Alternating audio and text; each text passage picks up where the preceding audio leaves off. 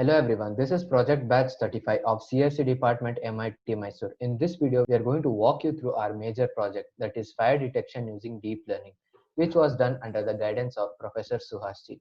So before we proceed, we shall introduce ourselves. I am Chetan Kumar. I'm Abhishek BS. I'm Digvijay Gowda. I'm Prajwalan. Hmm. Now let's see what we are going to discuss in the first part of the video. First, we will give you a brief introduction about problem statement and our project. Up next, we are going to discuss about outcome of our literature survey. Then we will discuss about design detail of our project. After that, we are going to discuss about the existing solutions, our proposed approach and its advantages. Then we will going to walk you through the result we obtained. Next. Okay, let's start with the introduction. Fire incidents represent a serious threat to industries, crowded events, and densely populated areas, which is observed across India. These kinds of incidents may cause damage to property, environment, and pose threat to human and animal life. According to National Crime Record Bureau in 2015, around 18K people were killed and 1,000 were injured. The risk posed by fire accidents stood at third position in the recent National Risk Survey report. To your right, you can observe fire accident statistics of America. The most devastating wildfire was observed in Australia this year, in which 500 million animals were burnt alive. 20 million acre forest area were burnt to the ground, and resulting in approximately $100 billion in damages. Such event could be prevented by deploying fire detection systems, but the existing system have lot of shortcomings. In this work, we are building a deep learning model to identify fire in images or video frames. To make the implementation process easier and efficient, we are going to use transfer learning. So, what is transfer learning? Transfer learning is the reuse of pre-trained model on our problem. To explain it in a simple way, transfer learning focuses on storing knowledge gained while solving problems and applying it to the different but related problem. For example, knowledge gained while learning to recognize car could be applied when trying to recognize trucks as well. Our application can be integrated into the existing surveillance network and detect fire in a surveillance video. Hence, it does not require any separate infrastructure, nor does it need domain knowledge and prohibitive computation for development.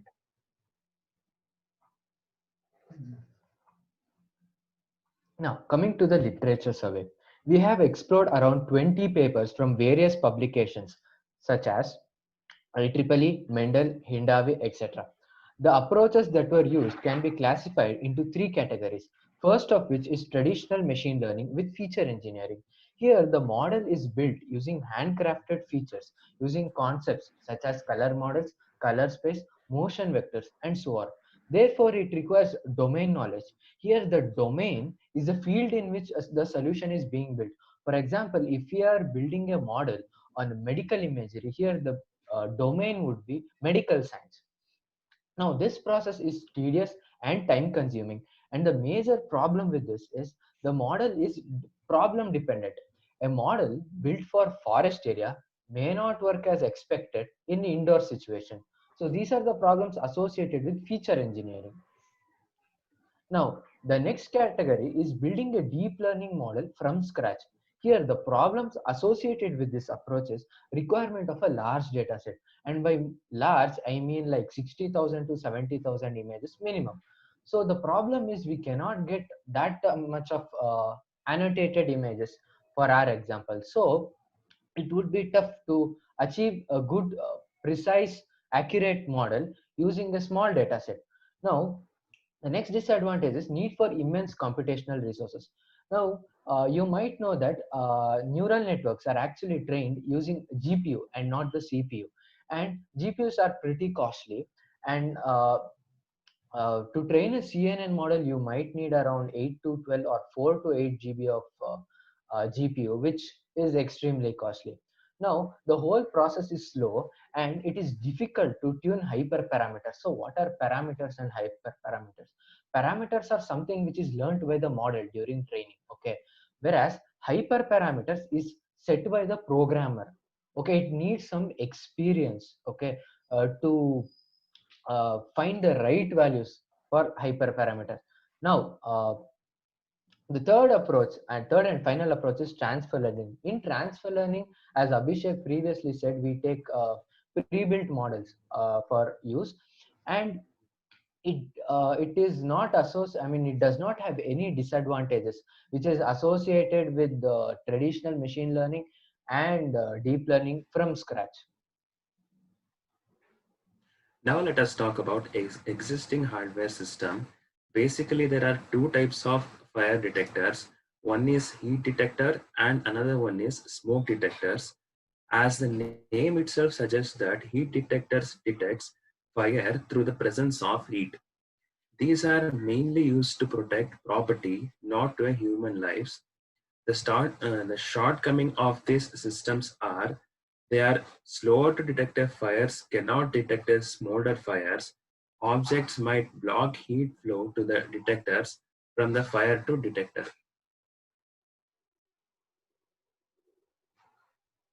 In this slide, we can see two types of heat detectors. One on the right is the heat detector, which works on the basis of thermal expansion of gases. Other on the right works on the principle of thermal expansion of metals, wherein a bimetallic strip of different coefficient expansion coefficient is used.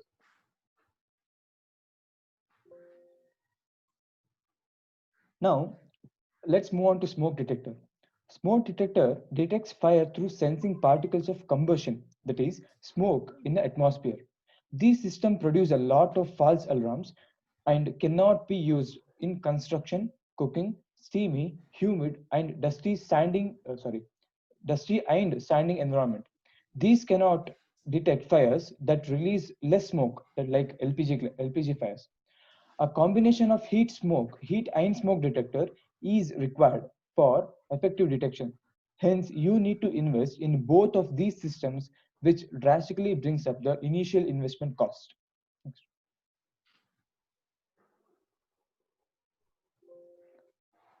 Yeah. Here we can see two types of detectors: ionization smoke detector and photoelectric smoke detectors. In ionization smoke detectors, radioactive elements, americium, is used to produce a small electric current, that is a circuit. This circuit is broken when some particles, like smoke particles, enter the chamber and disrupts the circuit, thus triggering an alarm. Whereas photoelectric smoke detector, combustion particles reflect light rays towards the photocell, thereby triggering an alarm.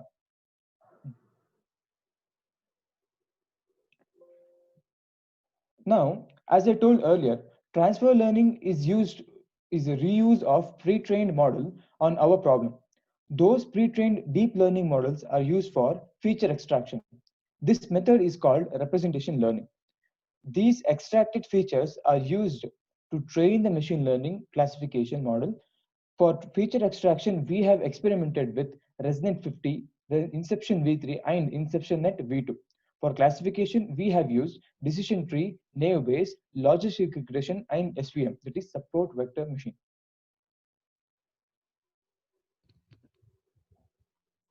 So in this slide, we can observe two images. The first image deals with the architecture of our project. So let me explain the architecture. We take source videos, we divide it into frames, and we pre-processing. So what are the steps involved in pre-processing? First, we apply the pre-processing function that is associated with that deep learning network. That is ResNet, Inception V3, and every other network has its own pre-processing function. So we are going to apply the proprietary pre-processing function, and then we are going to resize the image so that it can be fed into the deep neural network. Okay, then we are going to alter the color models. That is, if the snapshot or the video frame is in BGR, we convert it into RGB. Then we flatten the image, and that is converted into an array. Then we convert the flattened array into a 4D tensor. Then we pass this 4D tensor into a classifier. The classifier is trained first, that is using a 4D tensor corresponding to the image frame and the label. Okay. Then during testing or deployment, we only pass the image frame, that is the feature vector, and the feature vector is what it's used by the classification algorithm to decide whether the image or the video frame contains a fire or everything's okay. So the second image shows the transfer learning architecture. Now, deep learning models that Abhishek previously told, that is Keras, sorry, not Keras, ResNet, Inception V3, and Inception Net, are imported using Keras. Now, these are pre-trained models. What are they pre-trained on? They are pre-trained on the ImageNet dataset. So the ImageNet dataset is, you can say it as a database of images which has thousands of images of various classes. Okay, so in ResNet is actually trained on this ImageNet, and around 1,000 target classes are present. But in our case, there are only two target classes, that is fire and non-fire. So the problem at hand is similar, that is classification. Hence, transfer learning is possible in our scenario. This is the high-level design of our project. It's basically a conceptual model that defines structure, behavior, and more use of our system. Here, video is uh, provided as source data. It will be pre-processed into video frames. Then these video frames are then fed into deep learning models. That is Inception V3, Inception Net V2, and ResNet 50. These are currently being used by us for feature extraction. These extracted features are then sent to machine learning models, such as logistic regression, naive Bayes, SVM, and decision tree. These ML models classify whether it's a fire or non-fire. If it's a fire, an alert email is sent to the corresponding user. This alert email consists of event name, which is fire, the snapshot of the video, along with the date and timestamp of occurrences. Then it is updated to cloud database. Here we use Google Firebase as cloud database. Okay. So coming to advantages of our approach, we are going to talk about the advantages of our application with respect to existing hardware and software solutions. Okay, so coming first to hardware solution, our application is more accurate, affordable, robust, and reliable. So what is robustness? Robustness ensures that our application works in various environments such as indoor, outdoor, like forest, or inside a room, or inside an office, in various lighting conditions.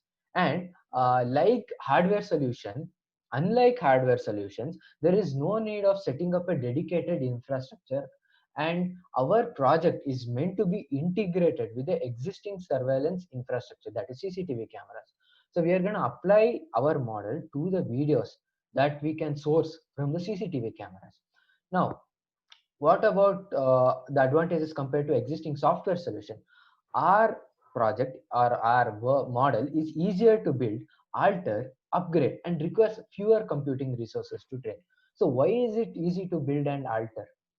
Now, compared to feature engineering, where machine learning engineers handcraft features, using deep learning model has a big advantage. That is, it can learn features by itself and it does not need any human supervision. Okay, so hence it is easier to build.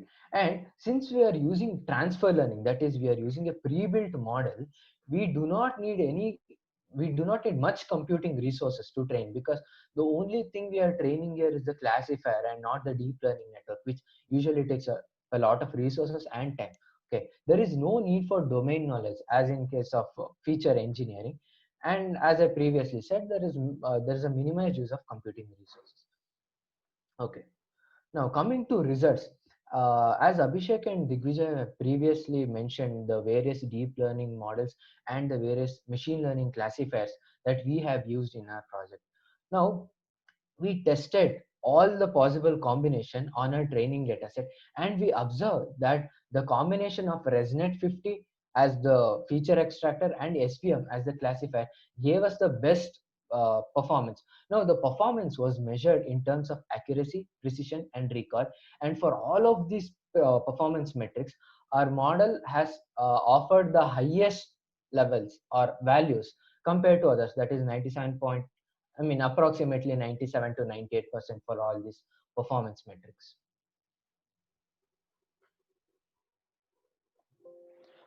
Now we have test proven combination on different videos covering various scenarios which include outdoor and indoor fires such as bus on fire, twigs and leaves on fire, trash can on set on fire, huge campfires. These are the examples for outdoor fires, and kitchen sink fire is an example for indoor fire. And also we have tested non-fire videos. We encountered a false positive for vehicle headlight glaze. This is because the appearance of the same is similar to fire.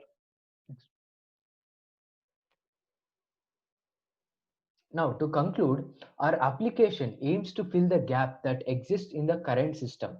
Okay, it offers a more robust, scalable solutions. That is, scalable by meaning there is already an existence of surveillance infrastructure in every building, like offices, colleges, and industries too. So it offers a most robust meaning compared to the existing system. Our application can be deployed anywhere, and it is also affordable for the general masses. Now, affordability is the main driver behind innovation, because if you consider Geo, since it is affordable, it brought majority of the population into the internet through its cheap and high performing 4G networks. We are aiming something like that in the fire detection space. Now, with these advantages, our applications would definitely save human lives and properties. Thank you. Now we move on to the second part of the video, where we go through the implementation details of our project. Okay, welcome to the second part of the video, where we walk you through how we implemented this project from theory to code. Okay, so first we started with the cats and dogs code. This is like the hello world program of deep learning classification. So this is the code that we used. Here we are actually classifying cats and dogs, and we are using our own neural network. So here you can see the summary of the neural network. Okay, so it has a lot of layers, that is convolution layer, pooling layers, and these are stacked multiple times to give the model a feature learning capability. So finally we flatten the output, and at the end we have a fully connected layer, that is a neural network. Okay, so as you can observe here, it took a lot of time to train. Like we have trained the model for around 50 epochs. Okay, so each epochs took around 2 seconds, 51 seconds. It varies a lot. Okay, so if you can observe the graph here, you can see that the training accuracy is just 70%. Okay, so although it is an upward graph, the validation loss tells a different story. Here it's fluctuating, meaning that the model is overfitting. Okay, to fix this, you need to alter the hyperparameters, which I previously told is a difficult task to do. I'm just showing you how we started off. So we started off with the cats and dogs. Then we moved on by using, here in this code we are using VGG16. So VGG16 is another deep learning network which we have used for experimenting. So as you can see here, we use the same data set. Okay, same data set, and we trained it for 150 epochs. Okay, 150 epochs, and as you can see, the training and validation accuracy are significantly better when compared to the neural network we built on our own. So this showed us that pre-trained models, using pre-trained models is better than creating our own model, and it also takes less time. We haven't used any, we haven't messed around with any hyperparameters. We imported the model and used it as it is with the single layer of neurons for classification. That is a single FC layer. But as you can see here, the validation accuracy is still less. Although the training accuracy high, the validation accuracy is less.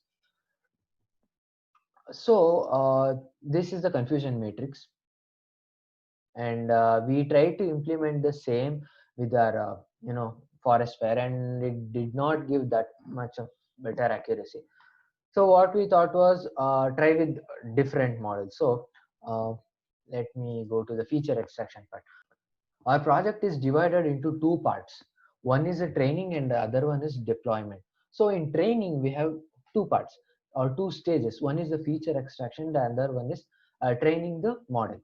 So here we import ResNet 50 because the ResNet 50 and SVM were the best models to be used, which we discussed in the first part of the video. That is, they were able to achieve 97% accuracy. So here you can observe the code that we used to implement the project.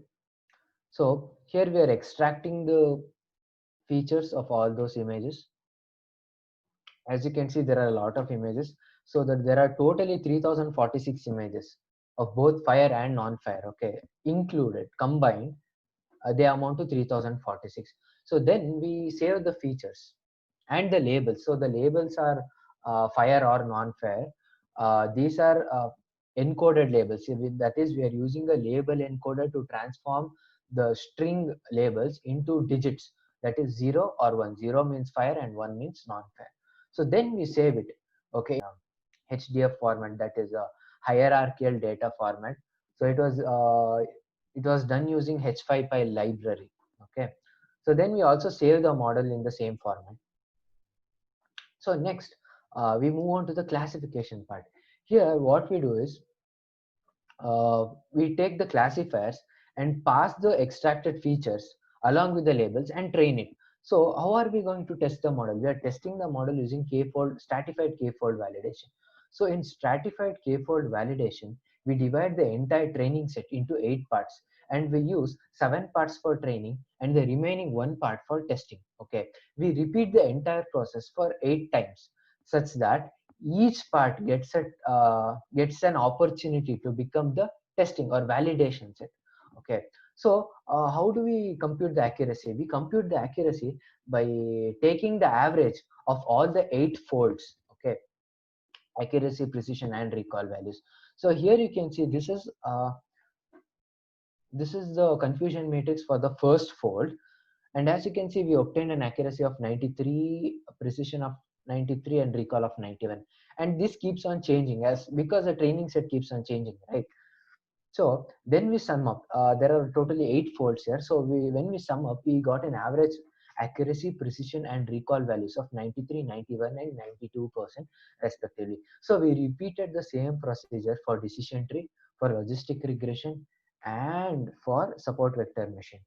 So in our experiments, we found that SVM performed the best. And here you can see the values, precision, recall, and accuracy values. So we found out that SVM works best. Now, as you can see here, we are performing k-fold validation, that is 8 folds. So for each fold, a new model is created. So which model are we going to save? Actually, we are not neither saving any of the models. What we are going to do is create a new model with all the 8 parts as a training set, because its performance has already been proved in k-fold validation using the 7 parts as training and 1 part as validation. So since it is proved, we are going to build a model with all the images that we have in the validation set, and then while deploying, we are going to test it against videos that we have that were not used during the training purpose, that were kept separate. It's like a holdout set. Okay,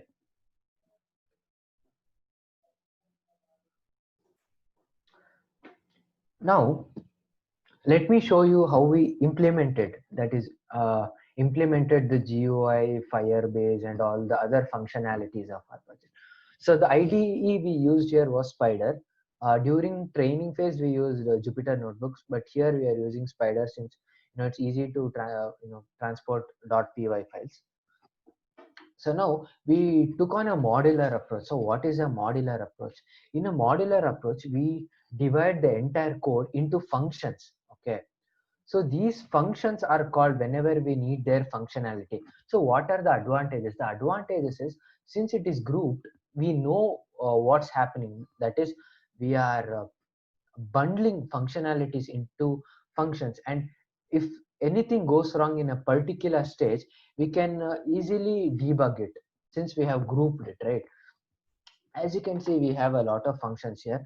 That is, this is the send mail function, which was implemented using SMTP and MIME.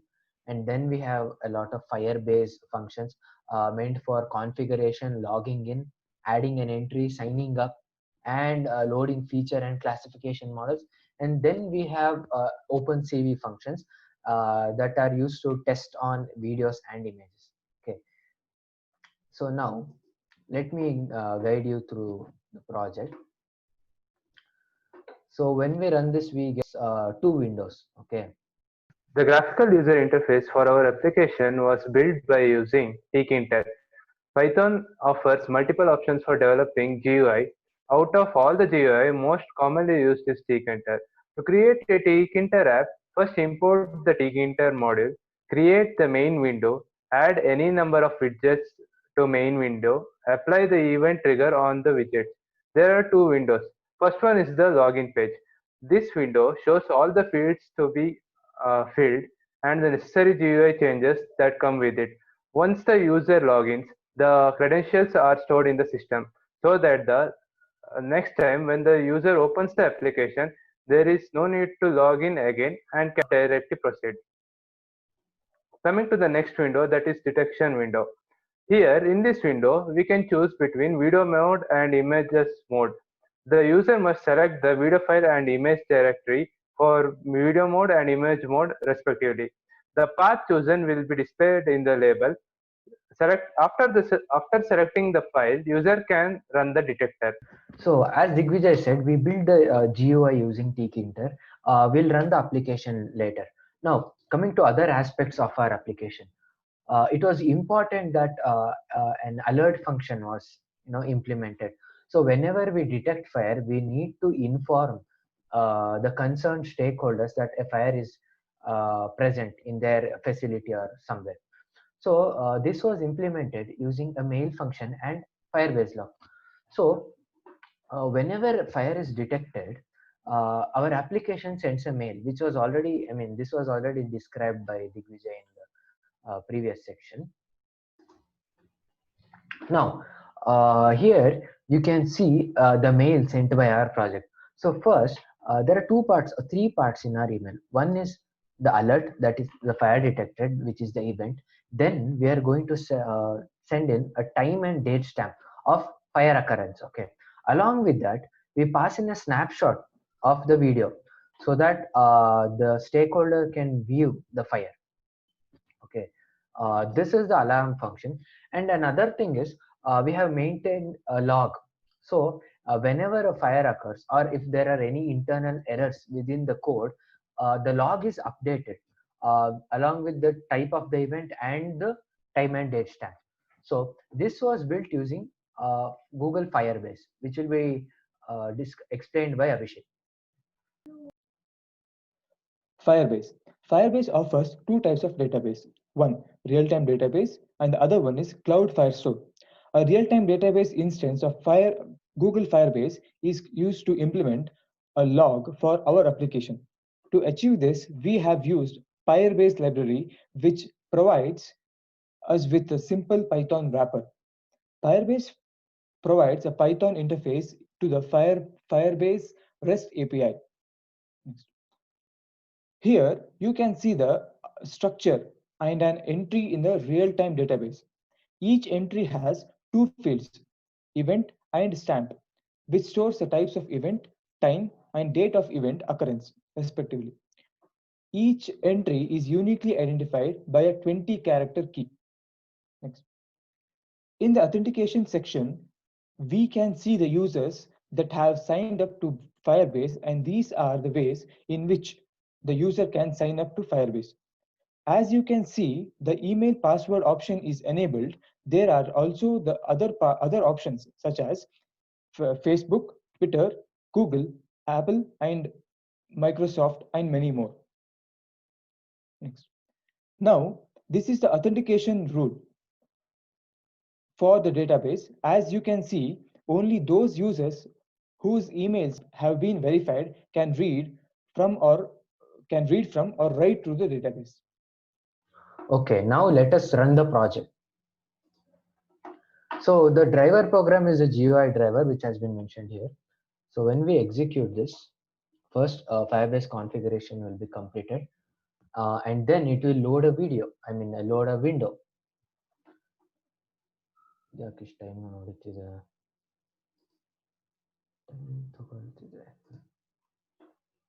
Yes, as you can see here, there are three sections. One is the Firebase login, sign up, and alert mail. We have already logged in with our account and also assigned an alert mail. So now here we can directly proceed without doing any changes. So next we are presented with two choices. One is the video mode and the other one is image mode. So let's first try out video mode. So let me open a file, test video, and let me select this kitchen fire video.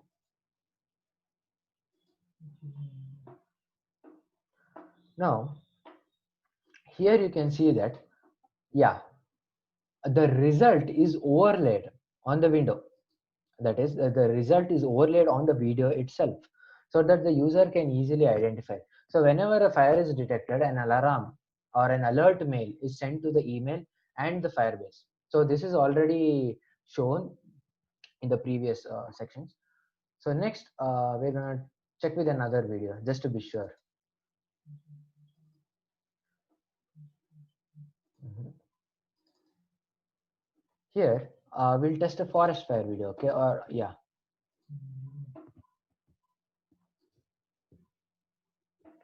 yes. Here you can see bushes being set on fire by forest officials. This was done for good purpose of preventing future forest fires. So as you can see, the model was able to correctly predict or classify the video frames, even though it only occupied some part of the video, that is a portion of the frame. So next we can move on to the image classification. So in image classification, we give the directory instead of a file. This directory will consist of all the images that have to be classified. Now, this is the window. So here you can see a hotel room. Yeah, as it's showing it's okay. That means there is no fire in the image. This is an airport terminal, and yeah. As you can see, the model can correctly classify the images. This is fire. Yes, it correctly predicted fire.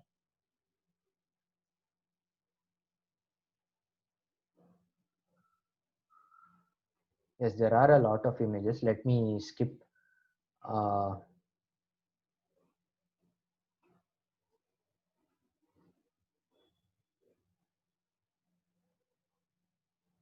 as you can see, it works for various types of fires in various lighting condition and environment.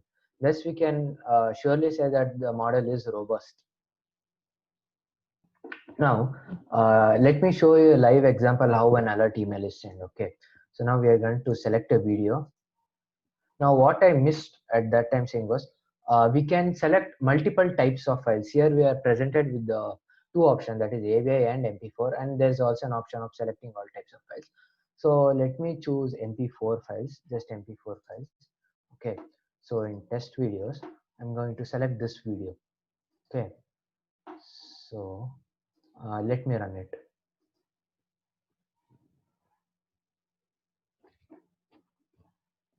The reason I chose this video was fire comes in later part of the email and not soon. So you can see how the results change and how quick it is to uh, identify fires.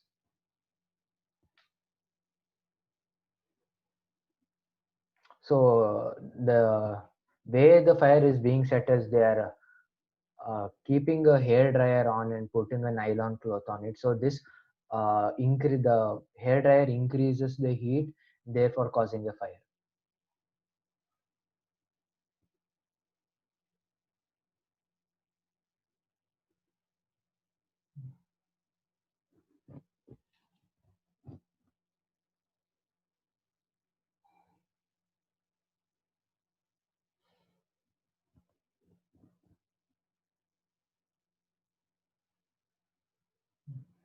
As you can see in the log here, that is the terminal, email has been sent and the Firebase log has been updated. Let me highlight it for you. So let us go to our email, okay? So the email to which the alert was sent was Chetan.34. That's my email. So let me check my email if I have received. Okay, just a minute.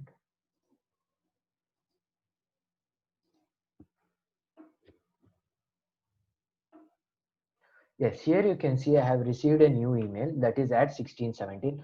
So to verify, you can view the system timing to the right. I mean, I'm showing it in the mouse. It is 1617, meaning 417. So the time and date matters. So you can be sure that we are not forging any results, and this is the real result.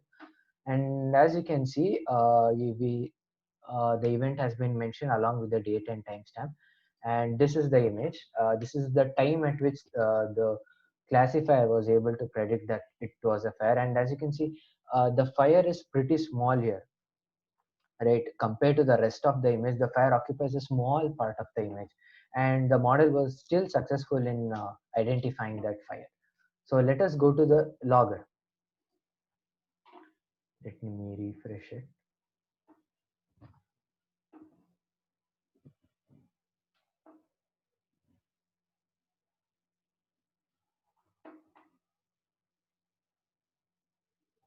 Now, the most recent logs are actually stored at the bottom.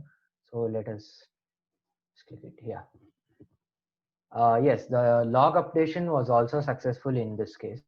As you can see, the two fields, the event and timestamp, and bearing the same dates as the email. So this has been the demonstration of our project. If you have any question, please do mention it in the comments. Thank you.